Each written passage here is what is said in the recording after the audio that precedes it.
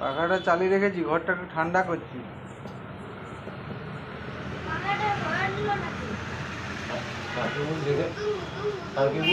তুই দেখে যাচ্ছিস ঘরটা ওই রকম হয়েছে বলে? হ্যাঁ, এসে দেখছিস অন্যরকম হয়ে গেছে।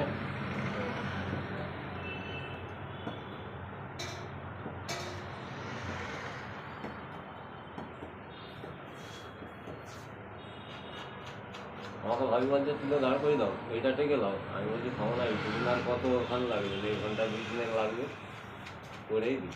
করে দিয়ে করে দেবো, খাওয়া দিকে 23 তারিখে লাগবে না, দাদাকে 22 তারিখে দিয়ে দেবো সন্ধ্যাবেলা, কাল তো 21 তারিখ।